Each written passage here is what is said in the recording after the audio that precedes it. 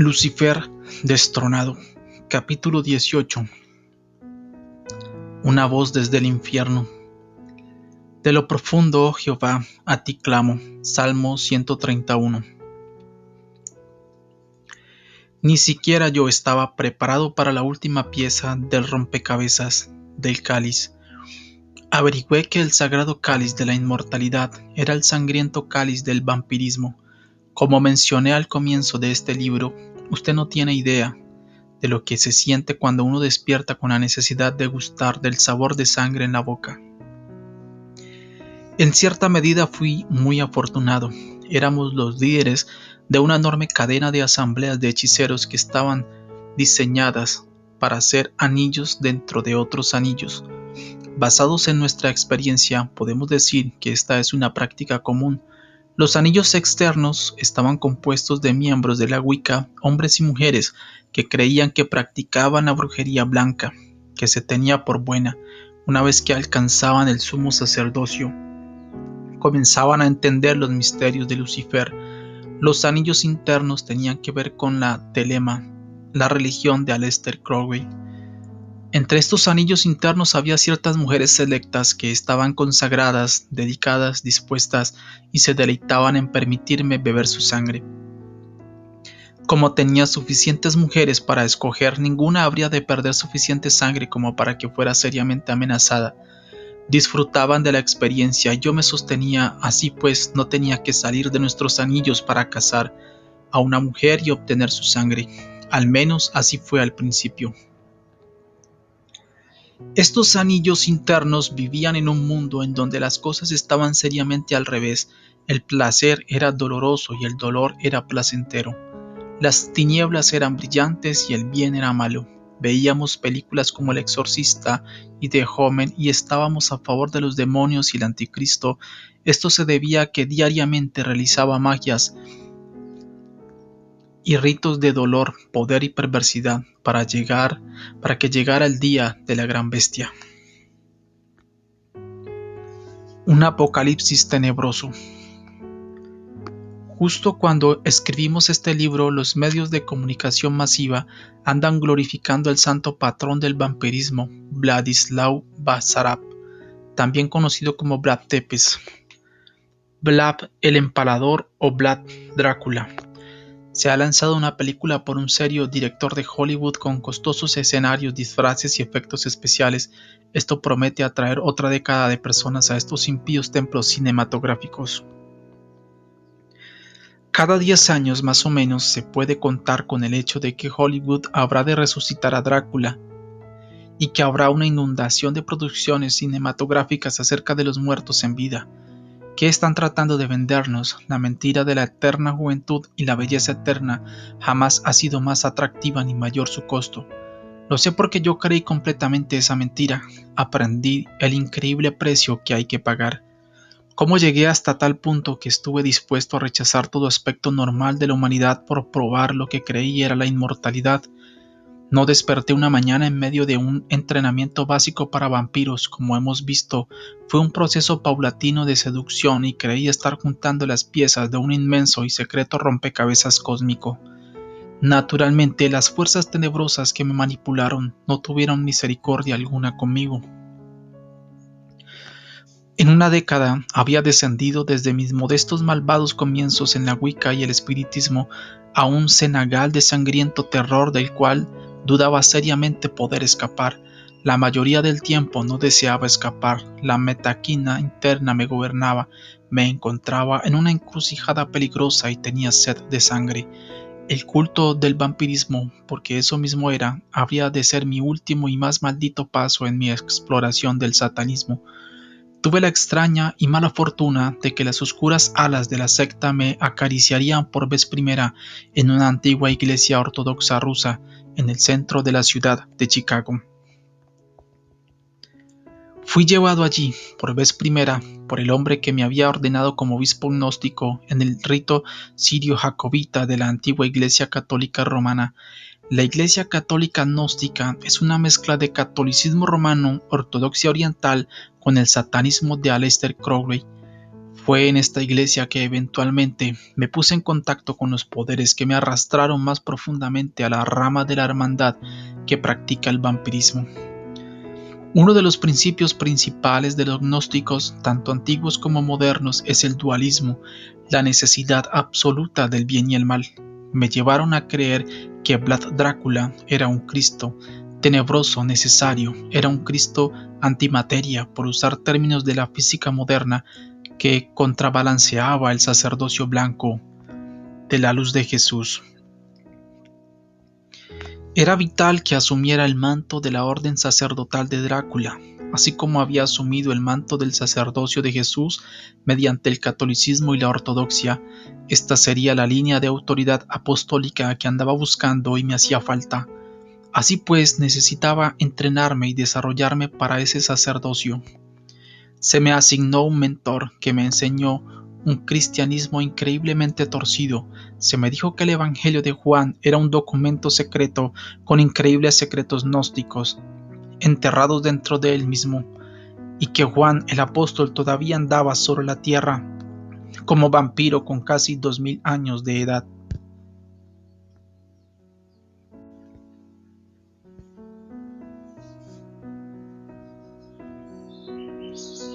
Jesús mismo lo inició en el vampirismo.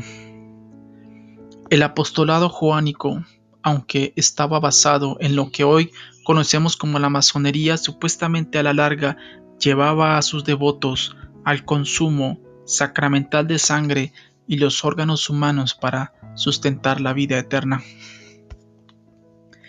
Se me dijo que el primer Nosferatu, palabra rumana que quiere decir vampiro o persona que no ha muerto, fue Lázaro, a quien Jesús levantó de entre los muertos mediante poderes ocultos naturalmente, según el Evangelio de Juan. Se alega que Jesús tenía la intención de que una línea inquebrantable de sucesión apostólica descendiera desde Juan y Lázaro a través de un sacerdocio oculto dentro del sacerdocio.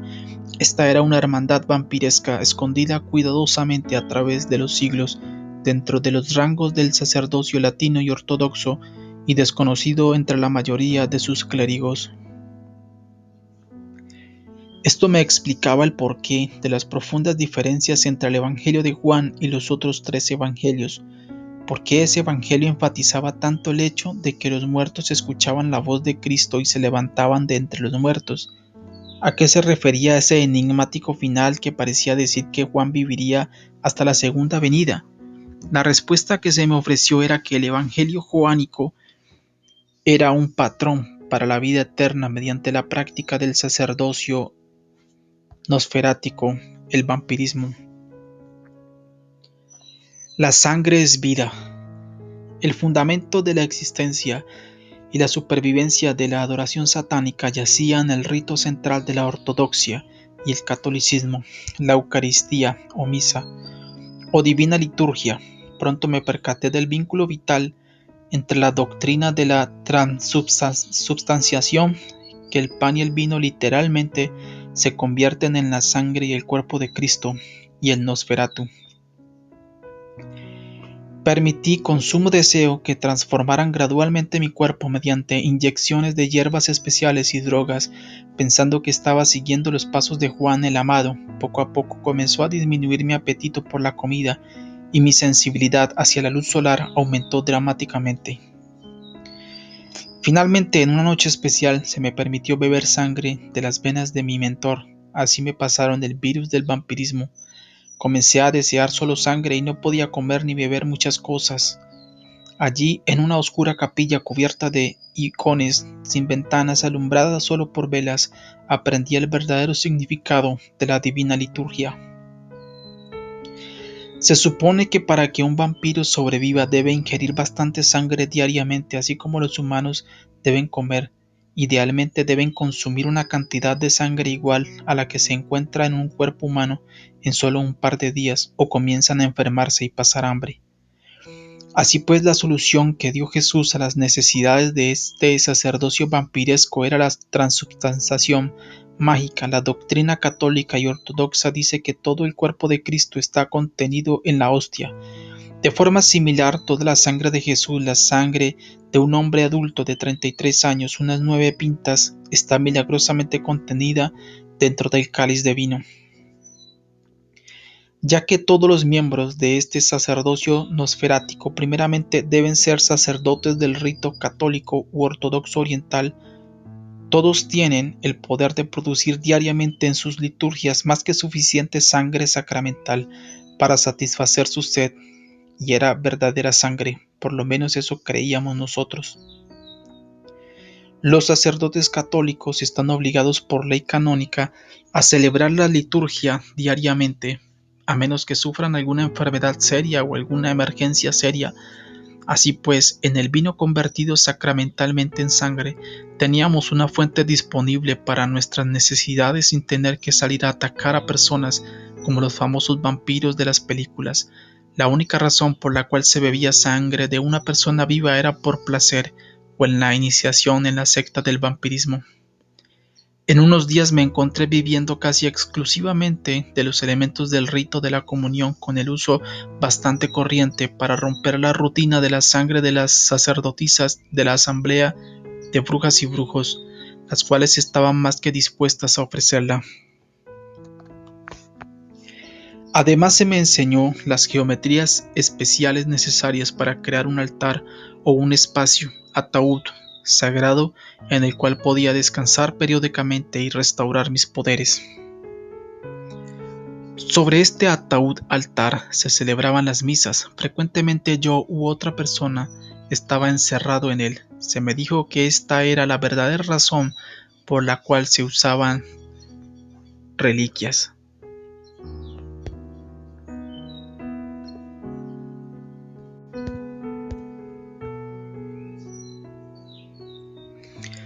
Los huesos u otras partes de los cuerpos de los santos en las piedras angulares de los altares en las iglesias católicas era una tradición que procedía de los días cuando las liturgias se celebraban comúnmente sobre el cuerpo dentro del altar de un sacerdote muerto en vida, nosferático. Se me enseñaron otras liturgias, primordialmente el rito de San Juan Crisóstomo, utilizado en la mayoría de las iglesias ortodoxas. También aprendí otras ceremonias secretas como las misas dedicadas a Vlad Drácula y todo el panteón de santos vampiros. Estos ritos eran la imagen de las elaboradas ceremonias del catolicismo y la ortodoxia, con la única diferencia hecho de que se exaltaba a Drácula y a otros vampiros famosos como la conocida Lamia, Bricolac y Lilith, en lugar de enaltecer a la Virgen María o a Jesús. Una visita de Drácula. Estas prácticas comenzaron a difundirse cada vez más entre los miembros de nuestras asambleas de hechiceros. En la mayoría de los casos eran más populares entre las mujeres que entre los hombres, quizá porque los hombres temían perder su sexualidad. Lamentablemente, el matrimonio de por lo menos 2 parejas fracasó porque las esposas preferían el vampirismo a sus esposos. Así de fuerte era el voluptuoso poder de beber y compartir sangre. Eventualmente un par de sacerdotisas pidieron que las iniciara formalmente en los misterios nosferáticos.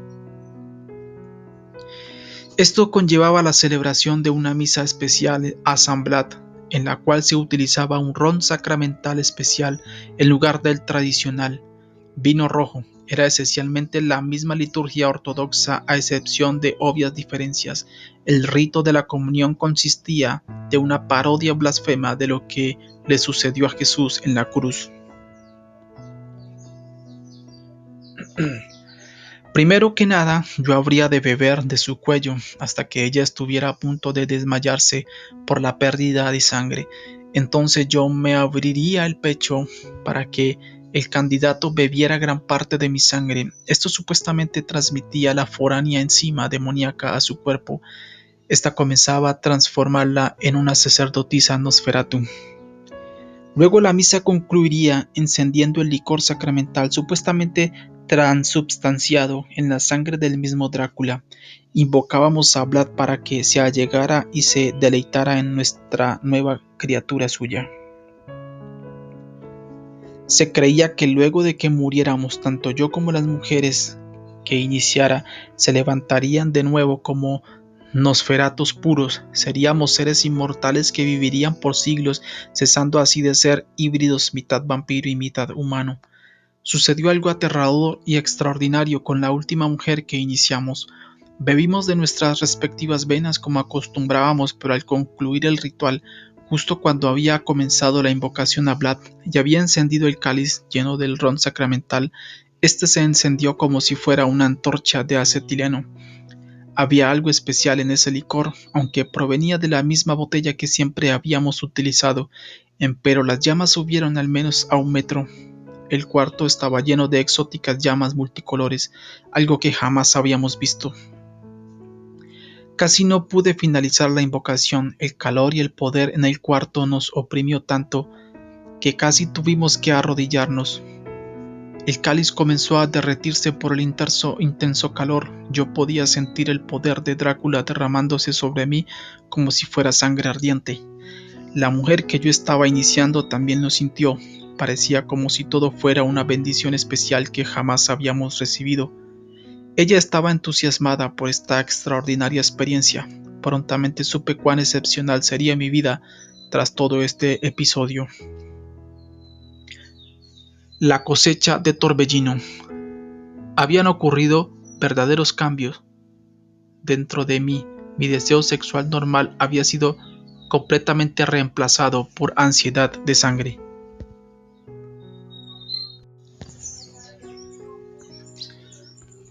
Como mencioné anteriormente, aparte de la comunión diaria, perdí mi apetito por la comida. Pasaba gran parte del tiempo haciendo devociones católicas durante el día en nuestra capilla iluminada por velas. Sufría de dolorosas quemaduras y ampollas cuando me exponía a la luz solar, aunque solo fuera por unos minutos, algo que jamás me había sucedido antes, pero se me desarrolló una visión nocturna excepcional. También me fortalecía más cada vez que consumía sangre. Sin embargo, jamás tuve la habilidad de convertirme en un murciélago o atravesar las puertas en forma gaseosa. No estoy seguro, pero me parece que esas características son adornos producidos por Hollywood. En una ocasión, cuando estaba donando sangre, accidentalmente supe que mi tipo de sangre había cambiado, algo que es imposible. Comencé a interesarme cada vez más por toda clase de viles películas de horror y frecuentemente me pasaba días enteros en los teatros oscuros, esperando que alguna nube tapara el sol para poder marcharme a casa. Era una manera de vivir sumamente rara. Pronto descubrí que el vino de la comunión ya no estaba haciendo lo que se suponía que hiciera. Mi gusto por la sangre comenzó a aumentar semanalmente. Algunas veces celebraba la misa en más de una ocasión durante el día solo para poder sobrevivir. Mis fantasías se habían convertido en algo sumamente violento y me sentía continuamente obligado a buscar más mujeres, aparte de las 6 o 7 brujas que estaban dispuestas a ser presa mía. Sinceramente, lo único que impidió que saliera a atacar mujeres al azar fue mi amor por mi esposa. Jamás le había ocultado secreto alguno a ello y sabía que se espantaría si averiguaba que apenas podía controlarme para no convertirme en un sangriento depredador sexual. Sabía que nuestras vidas se arruinarían de ceder a estos poderosos impulsos y ser atrapados por la ley. Finalmente, casi me excedí con una de las sacerdotisas para sorpresa mía. Ella lo estaba disfrutando mucho, pero perdí el control y bebí tanta de su sangre que se desmayó. Estaba tan pálida y tiesa que temí haberla matado. Afortunadamente se despertó y hasta afirmó haber tenido una experiencia mística durante su desmayo. Se marchó debilitada de la capilla, sin tener una idea clara de lo que había sucedido. Me estaba aterrando cuando guiaba a través de la ciudad de Milwaukee a medianoche para realizar mi trabajo con el periódico. Ocasionalmente veía una prostituta y literalmente tenía que pelear en contra de mi impulso animal por aguardar hasta que estuviera sola para cazarla como haría un león con una gacela. Sabía que solo era cuestión de tiempo antes de que cediera a mis impulsos, que ya me dominaban por completo. Me encogía de espanto cuando los telenoticieros locales mencionaban los asesinatos bajo circunstancias misteriosas y sin resolver de mujeres jóvenes. Me preguntaba si quizás estaba viviendo una doble vida y si no salía a matar todas las noches. Jamás hubo evidencia alguna de que tal fuera el caso, alabado sea el Señor, empero mi sentido de culpabilidad me acechaba, a pesar de que la monstruosa máquina dentro de mí se deleitaba en el apetito sangriento. Sentí que estaba atrapado en un ciclo descendente que solo podía terminar en la muerte, la locura o la cárcel. Fue durante este desesperado tiempo que el Señor Jesús entró por primera vez a mi vida. Los últimos capítulos de este volumen relatarán el hecho de que Jesús puede salvar plenamente hasta a una persona tan horrenda y malvada como yo. Krafft Ebing y Co. Un epílogo. A pesar de que la idea de que hay vampiros suena totalmente increíble a la mayoría de la gente en el siglo XXI, la verdad es que existen. No puedo decir si tienen todos los poderes y habilidades que le atribuyen las películas de Hollywood y las leyendas de Europa Oriental, pero hay evidencia científica de que sí ha habido y hay muchos casos documentados de vampiros humanos. No son personas que se convierten en murciélagos, sino hombres, en raras ocasiones son mujeres, ya que éstas tienden a cortarse y beber su propia sangre, adictos a beber sangre.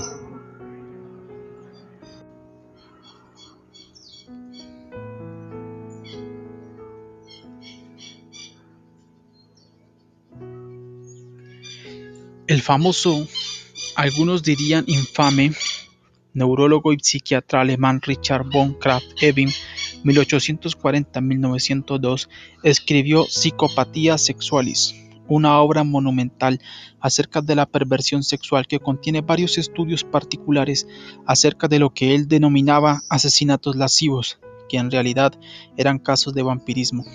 Estos son casos de lo que se llama vampirismo clínico, o el síndrome de Renfield, nombre del lunático personaje en Drácula, la obra de Bram Stoker, quien es un aspirante a vampiro que sirve al conde. Empero otro escritor clínico afirma el hecho de que el vampirismo es un fenómeno clínico en el cual convergen el mito, la fantasía y la realidad. La siguiente sería una definición médica. El vampirismo clínico toma el nombre de los vampiros legendarios y es un ente clínico raro pero reconocible que se caracteriza por impulsos periódicos de beber sangre, la afinidad con los muertos y una identidad incierta. Hipotéticamente es la expresión de un arcaico mito heredado, es decir, que el acto de beber sangre es un rito que brinda alivio temporal. Desde tiempos antiguos, los vampiristas han substanciado la creencia en la existencia de vampiros sobrenaturales.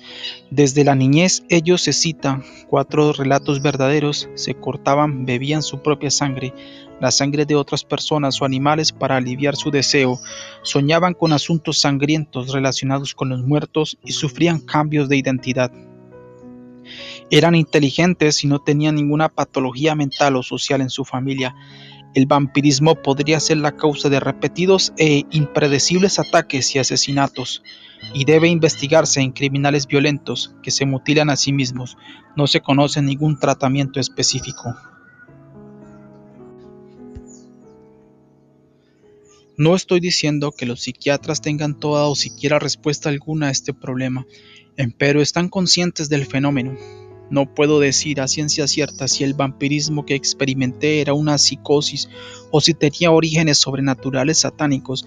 Algunos de los síntomas, la repugnancia a la luz solar, etcétera, pudieron haber sido psicogénicos causados por mi mente, empero mi caso es sumamente raro en la literatura psiquiátrica. Lo único que sé es que estaba lleno de demonios y estaba llegando a ser bastante peligroso para mí mismo, mi familia y otros, y que fuera lo que fuera, Jesucristo era la única cura, alabado sea su maravilloso nombre.